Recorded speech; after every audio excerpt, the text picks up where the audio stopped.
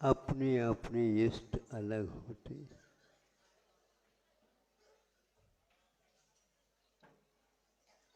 हम जिसे चाहते हैं उसको इष्ट बोलते हैं,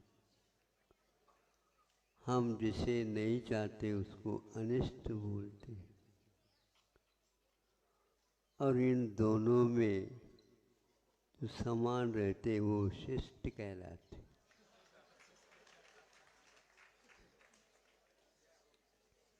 अपनों को क्या बनना है? विशिष्ट शिष्ट बनना है। बहुत अच्छी बात है, मांग तो आप लोगों की बहुत अच्छी है, किंतु इष्ट का लाभ, परम इष्ट का लाभ उन शिष्टों को ही प्राप्त होता है। ग्रंथ के अंत में परिशिष्ट लिखा जाता है।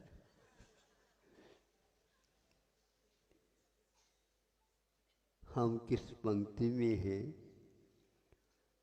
अपने भावों के ऊपर तोलने से ही ज्ञात होता है।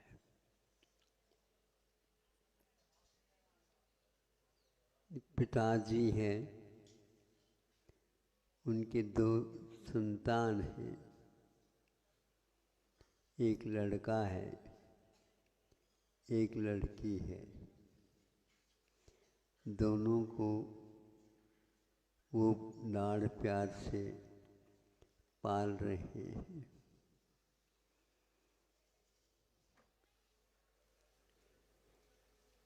अब लड़का कहता है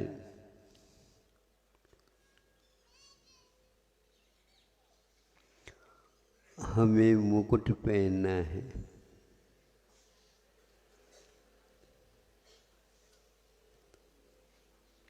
और वो भी सोने का पहनना है। हाँ बेटा, तुमको सोने का मुकुट हम बनाएंगे और ले आएंगे। और सोने का मुकुट बनाया और उसको पहनाए। लड़की रोने लग जाती है और बालक कूद रहा, उछल रहा है, क्योंकि लड़की इसलिए, छोटी बहन या बड़ी बहन रो रही थी, हमारा कलशा जो सोने का था, मांगलिक था, वो तो चला गया। बेटा कहीं नहीं चला गया, तुम तो बड़ी हो। वह उसके लिए भी कुछ समय के लिए उसका मन लग जाए खेल में। तुम दोनों हैं, तुम आज तक तो कलशा का तो उपयोग किया ही था, थोड़ा उसके लिए भी तो दूसरा और बना करके आप दे देते। नहीं, ये तो अपने को समझना है, दूसरा कोई होता नहीं, तीन ही होते हैं, तीन ही होते हैं।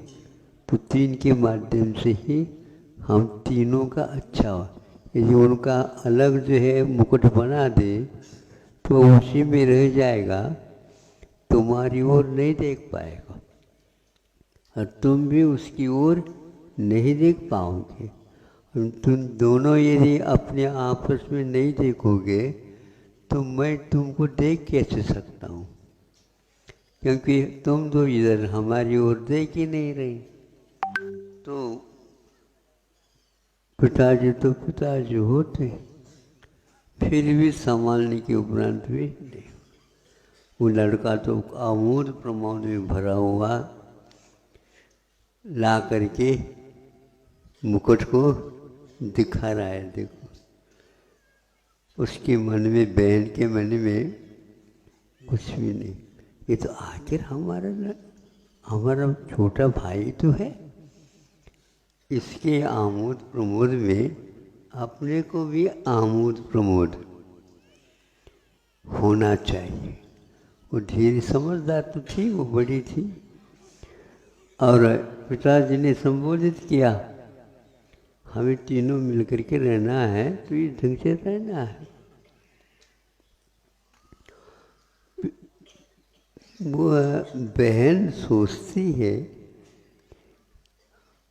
मैं रो रही हूँ और ये आमोद प्रमोद कर रहा है, लेकिन पिताजी न मुस्कान ले रहे हैं और न ही रो रहे हैं, और कुछ नहीं, अलग ही प्रकार का है। उसका रहस्य पूछा उसने, पिताजी आप हम दोनों के इस प्रकार इष्टानिष्ट कल्पनाओं के साथ आप कैसे रहते हैं, कैसे होता है? होता है बेटा, होता है। तुम लोग थोड़े से स्वभाव के बारे में सोचो, जिंदगी के बारे में सोचो, तो ये आप ठीक ठाक हो जाता। आप सुन रहे हैं? अच्छा, शिष्टता के साथ सुनो, समझो, ताकि सब कुछ विषय समझ में आ जाए। स्वामी समंतभद्र महाराज कहाँ न्याय के प्रौढ़ हस्ती है। अच्छे अच्छे धुरंधर न्याय के ज्ञानी पंडितों को भी चुटकी बजाते बजाते समझाने की क्षमता रखते हैं। तो समझदार होता है ये, न कलश से वो प्रभावित होता है और न ही मुकुट से, किंतु मुकुट भी सोने का है और कलश भी सोने का है। कलश को मिटा दिया, मुकुट बना दिया, मुकुट को बना दिया तो हार बन गया। इस प्रकार स्वर्ण का अस्तित्व तो ज्यों का त्यों बना रहता है। इतने आप लोग पढ़ते पढ़ते, स्वाध्याय करते करते न्याय के ग्रंथों को भी पढ़ डाला। आत्ममीमांसा की यह अंतिम चरणों में कारिका लिखी गई। हाँ, घटमौली सुवर्णाथ, घट से मौली मतलब किरीट बना, स्वर्णत्व गायब नहीं हुआ। एक रोती और एक हसती वा, तुष्ट भवती वा, और एक स्वस्थ है, एक स्वस्थ रहता है। पिताजी आपे में ही शांत है, मेरा धन तो ज्यों का त्यों बना रहा है। उतने ही तोले का वह कलश है, उसको मोड़ करके मुकुट बनाया, और कोई बनाना तो बना देंगे। इस प्रकार हमारा अस्तित्व ध्रुव सत्य है। उत्पाद वे द्रव्य युक्तम सत, इन तीनों पहलुओं को, तो द्रव्य के साथ रहने वाले, इनमें से एक को भी अलग कर दो, दूसरा रह नहीं सकता और अलग वह हो भी नहीं सकता। हाँ, पर्याय कथनचित व्यतिरेकी है, किंतु गुणास्तु सह भुवाः, गुण हमेशा हमेशा केन सह द्रव्येन साकम, द्रव्य के साथ हमेशा हमेशा गुण बने रहते हैं। इसलिए पर्याय का निकल जाना भी गुणों के अस्तित्व को ज्यों का त्यों बनाए रखना। परिणमन किसका हो रहा है?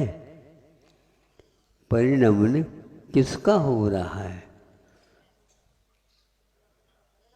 द्रव्य का परिणमन हो रहा है और पर्याय मिट रही है, किंतु स्वर्णत्व दुस्सह हुआ है। द्रव्य के साथ, सोने के साथ पीलापन हमेशा बना रहता है। वह स्वर्ण का परिणमन है, पीलेपन का परिणमन नहीं है, क्योंकि पीला गुण है। किंतु पर्यायात्मक होने के कारण वह गुण एक प्रकार से पर्यायात्मक माना जाता है, किंतु एक प्रकार से द्रव्य का परिणमन हो रहा है, इस ओर हम देख नहीं पाते।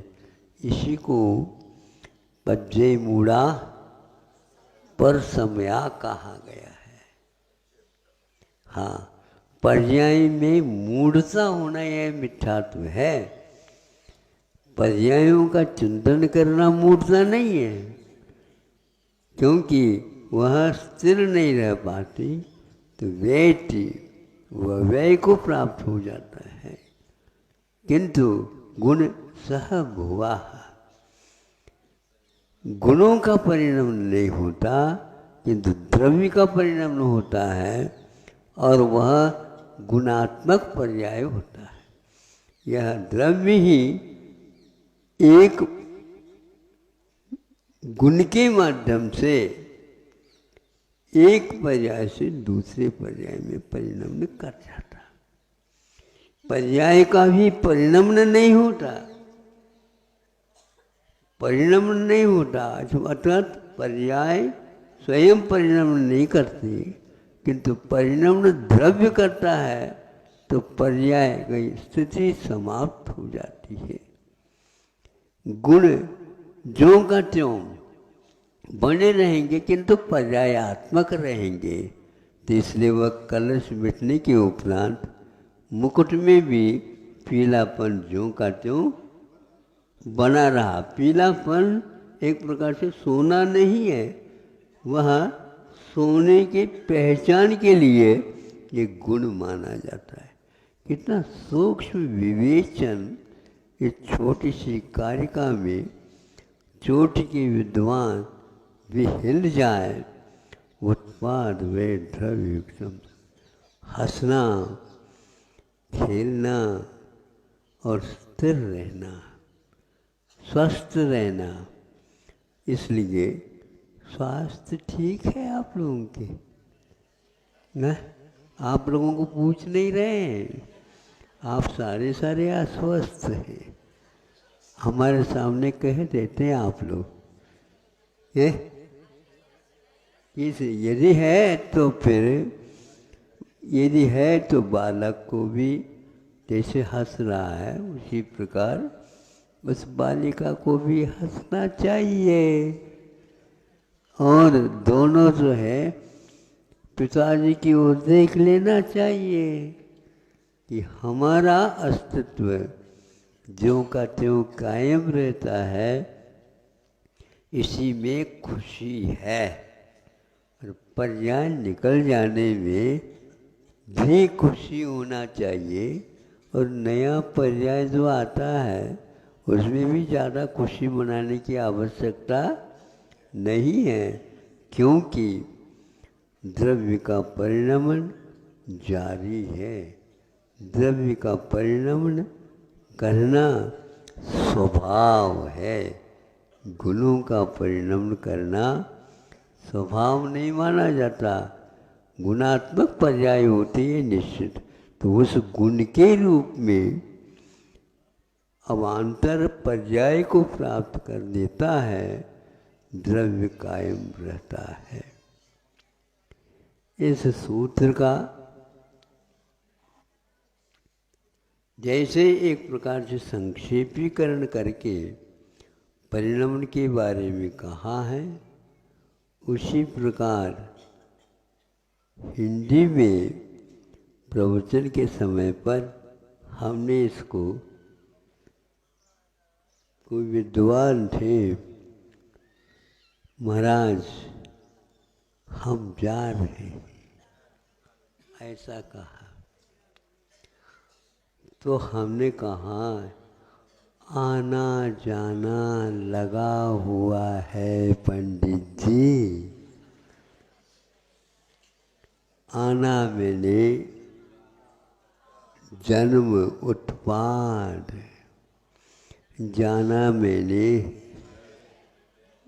व्यय, और लगा हुआ यानी द्रव्य, तदेव सत्व लगा हुआ है।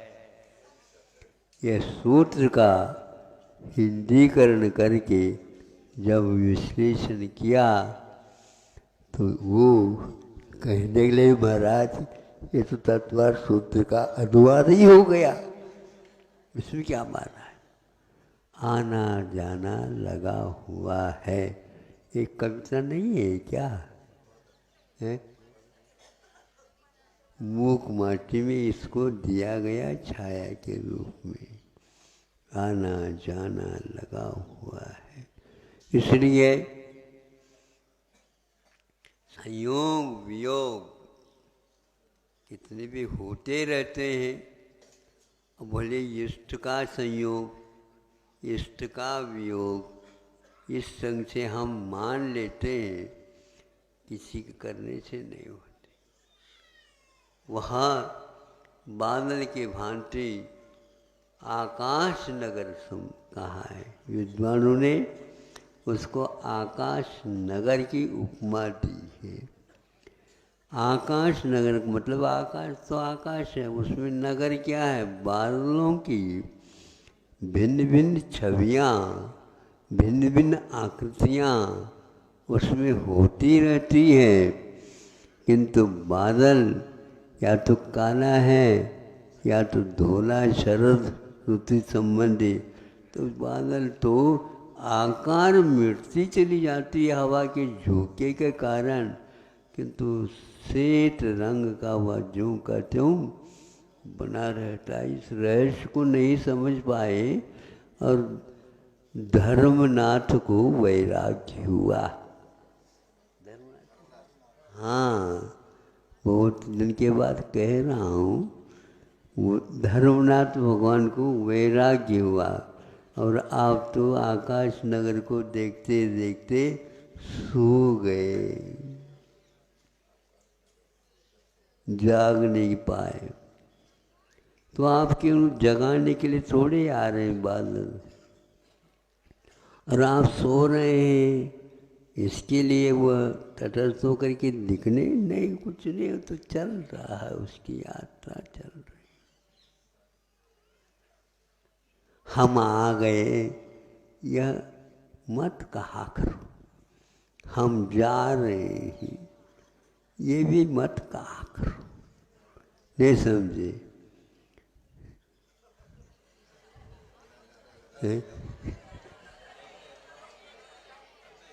प्रवचन का सार समझ में आ रहा है?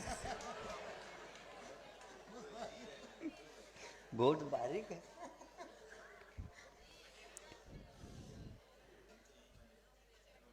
सार तो सार है, क्या सार क्या निकला? सार की ओर देखोगे तो सार समझ में आएगा। नीर का मंथन करने से सार नहीं निकलता, हाथ ही भर जाते हैं। नवनीत तो आता है तो मानो जितना समय लगा उस ओर नहीं, देखने में आ गया, कणदार आ गए, तो इसके उपरांत क्या करता है वो? एकदम जल्दी न करियो, रहस्य तो देखना है। वो कण, जितने बड़े बड़े कण आएंगे उतने ही वह मलाई का और दूध का महत्व ज़्यादा माना जाता। फिर वह यूँ दे करके कुछ हाथ से पानी से धो लेता है। इसमें भी रहस्य है। वह इसलिए धो लेता है, अब उसको नवनीत को बाहर निकलना है। लेकिन ये ध्यान रखना, नवनीत निकालता है और यूं यूं करता है। यूं यूं करता है तो नवनीत गोल रूप धारण कर लेता है ना। ये सार है। उसके साथ जो कोई भी मट्ठा आया था वो सब निकल गया। अब इसको उन्होंने पानी से धोने की क्या आवश्यकता है, ये तो समझना है। वह हाथ में चिपक न जाए, नहीं समझे? हाथ में चिपक न जाए इसलिए गर्म पानी से हाथ धोया है। हाँ, ताकि वह पुनः उसी गोले को उसी मटकी में वह छोड़ देता है। तो ये सार हमेशा हमेशा तैरता है, डूबता नहीं है। किंतु अभी वह सार तैर नहीं रहा, डुबकी लगा रहा है कि दूध के चंद्रमा की भांति थोड़ा सा बाहर उसका मुख निकला, बाकी सब मट्ठे में ही डूबा हुआ है। इसलिए मट्ठे से अलग भले ही हो गया, किंतु अभी नवनीत सार के रूप में नहीं माना जाता। फिर आगे का तो ज़्यादा बताने की कोई आवश्यकता नहीं है। जब वह पाक शास्त्री उसको अच्छे ढंग से तपाता है, तब वह घी के रूप में आ जाता है। तो वह डूबता नहीं, दूध में भी डालो डूबेगा नहीं, और ये मट्ठे में डालो कहीं भी डालो, किंतु तुम बोलो तृणक्राष्टम च तैलम जलवपागतम रेफस्या एतादृशी गति समावात ऊर्ध्वम आयाति। ऊर्ध्वम गच्छति नहीं कहा है, स्वर्गम आयाति यानी आ जाता, ऊपर आ जाता, यानी हम ऊपर है ये सिद्ध होता है। हाँ, स्वभावात ऊर्ध्वम आयाति रेपश्च एतादृशी गति। रेप की व्याकरण में इसी प्रकार की गति होती है। हलंत रेप होता है, ध्यान रखना, उसमें स्वर रहेगा तो ऊपर नहीं जाएगा, इसलिए उस स्वर को बाहर निकाल दो। व्यंजन हमेशा हमेशा दो अक्षरात्मक रहता है, स्वर स्वरात्मक रहता है। हाँ, संधि होने के उपरांत दीर्घ प्लुतात्मक होता है। व्यंजन कभी भी दीर्घ नहीं होता और न ही और कुछ होता, वह तो स्वर के ऊपर आधारित है। तो सारभूत जो घी है, घृत है, वह तैरने लग जाता है, डूबता नहीं, डुबोने से भी। नीचे आधा किलो घी डाल दिया, ऊपर से 10 मन भी यदि दूध डालोगे तो भी वह दूध से भुआनी भर गया, लेकिन वह उसी समय घी ऊपर आ गया। इसलिए स्वस्थ यदि आप रहोगे, निश्चित रूप से उस पिताजी की भांति शांति का अनुभव करोगे। नहीं तो घर में रह करके भी बहुत सारी आकुलता रहती है। वह कहीं भी रहो, आकुलता का कारण उत्पाद व्यय द्रव्य युक्तम सत सत द्रव्यम नहीं समझने का परिणाम है। इतना ही पर्याप्त समझता हूँ। इस कारिका को आप अच्छे मुखाग्र कर लीजिए। फिर इसके उपरांत हृदयस्थ सारभूत तत्व को भी कर लीजिए। दुनिया के नाटक में आप न अटको, नाटक देखो भले ही अच्छे ढंग से, लेकिन नाटक का अंग मत बनाओ। न अटक, नाटक संसार है। कोई भी यहाँ पर हमें हाथ पकड़ करके सार को उपलब्ध नहीं कराएगा, किंतु देख दाख करके अड़ोस पड़ोस को आप अपने कुटिया को सुधार लीजिए। यही एक सार है अहिंसा परमो धर्म की।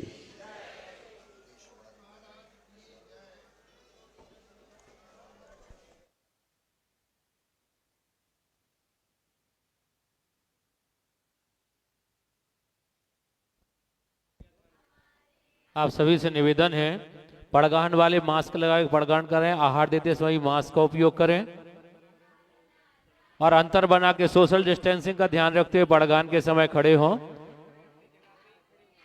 और अपने अपने चौकों में ही पड़गाहन के लिए खड़े हों। और ये बाहर उसी साइड से सभी जो